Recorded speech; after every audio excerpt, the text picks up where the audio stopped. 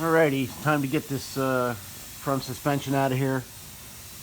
So before I cut it out, I did take measurements, pick a couple fixed spots. If you're going to cut suspension out, do a clip, whatever you're going to do. Find some fixed spots that are the same on both sides of the frame so you can get some measurements.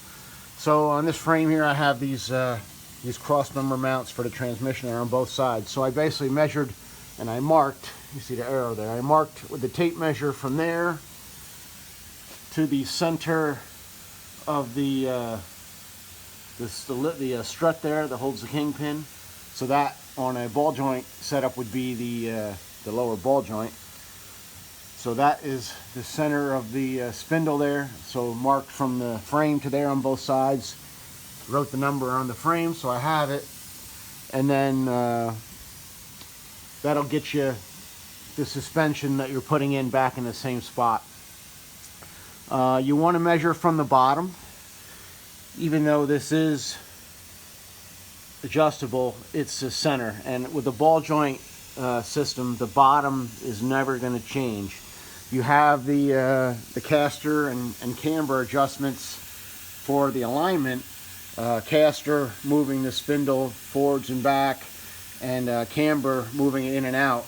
So you don't want to measure to the top of the spindle as a reference, because that moves depending on how the alignment is set on the car. The bottom doesn't change, so that's going to be my reference. I also just for sanity check, I had marked the center line with a level on the fender of where the wheel was, and I took a rough measurement off of a bumper to the center of the hub. But again, in the end, it's visual, but the measurement underneath will get you back to where you were. Not all this stuff from the 50s and even 60s had the wheels centered in the wheelhouses from the factory.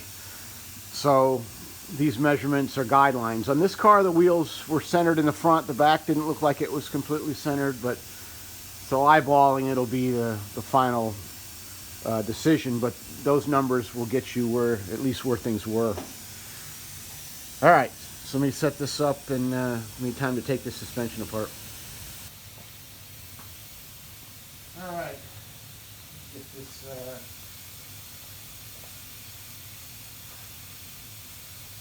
front suspension out. First thing I'm going to do is get this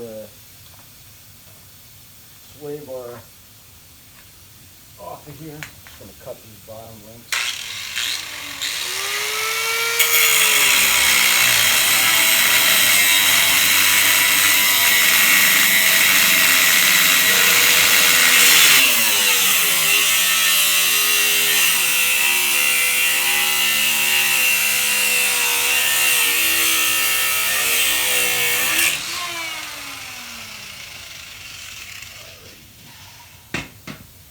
Faster to just cut those and deal with them.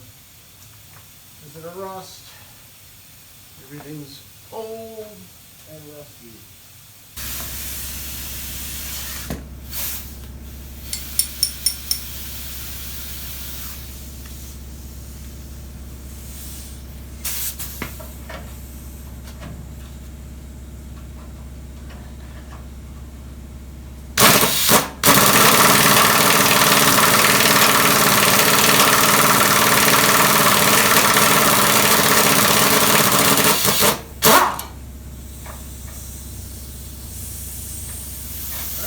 One side, next side.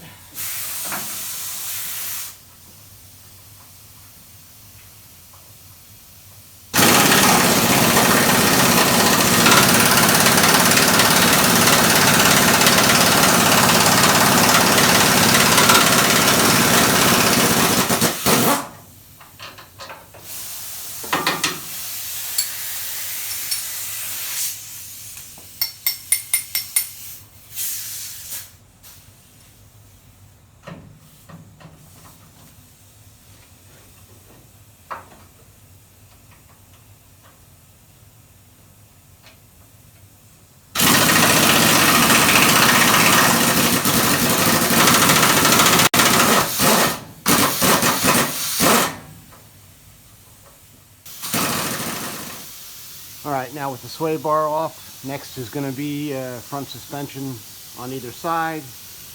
Everybody knows springs are dangerous. Springs can kill you. They have a lot of stored energy. If I wasn't saving these for somebody, I would just torch them, release the tension, take it all apart.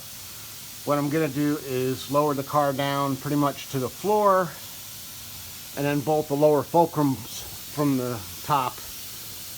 These bars right here, this is what pivot point for the lower control arm instead of what you're probably used to seeing, the Preston bushings. They have, I guess they're like a bushings here with grease fittings, and then this is all just bolted to the control arm. I'm just going to release these bolts from the top with the car down near the ground, so when they release, the spring's going to push the control arm down. It's going to hit the ground, not going to hurt anybody, and leave the shock in place as well as another safety. So let me get the car down and get that done.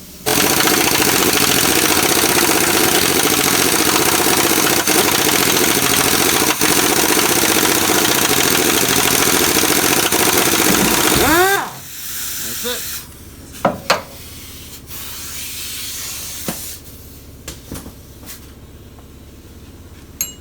Now we get to clean it all up.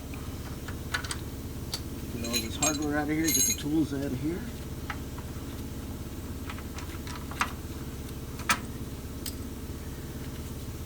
Actually, I don't know if the springs, if the shocks on bolt, I'll just cut them. Let me see.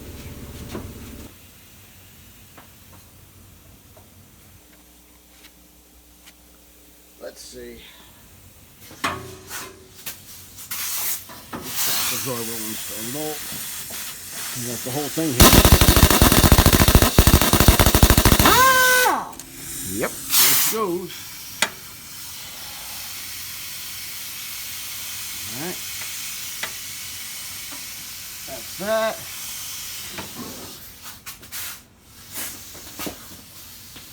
And then the only thing holding this side of the suspension on now, shocks out, is these two bolts right here.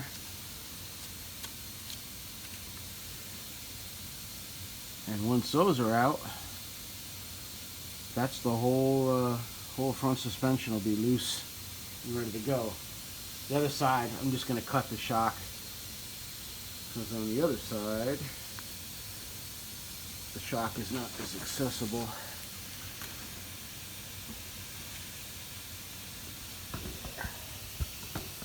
The other side has the battery box there, so the shock is underneath, so I'm just going to cut it from underneath and be done with it. Well, let me get, I'll take those last two bolts out of the top control arm, and then we'll be ready to take all this out. Alright, so now with the lower arms unbolted from the frame, and then that was obviously with the car down on the ground, and cutting the shock top, or unbolting the top of the shock from the top as well. The spring released. Everything is loose and safe now. The springs are completely unloaded. So, safe. Nobody gets hurt. So that's how to do that. All that's left is the top bolts, which can't see without light. But up inside of the frame will be the two bolts holding the upper control arm on. We'll get those out. And then that's it. This front suspension's out and out of here. Alrighty, there's the front suspension. It's out. Pieces are falling out of the car as I stand here. Anyway, yeah, so that's out. One less project to do, small as it is. I was actually able to get that out without trimming anything. It came out from underneath the inner, but this is still going to have to get cut. This inner fender well actually is bent in toward the tire from the factory. That is not going to work with the Jag, so I'm going to end up just taking a marker and basically making a half moon here and cut this open so it's back to flat. and then that'll be enough room to get access to the Jaguar stuff as well. But that is up next. And that's what we're left with. Original cross member. So, what are we putting in? Well, that's what we're putting in. That is a Series 3 Jaguar front suspension out of a mid-80s XJ6. What I'll get from this is all forged control arms, rack and pinion power steering, 4-piston power disc brakes, and a good handling front suspension with quick steering. They work really well, and they make the car handle like a slot car. They work really, really nice. And Jaguars are true 4,000 pound cars.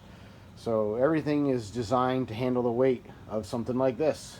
It's not like putting a Mustang 2, suspension in that was originally designed for a 2,500 pound car. This is made to do it.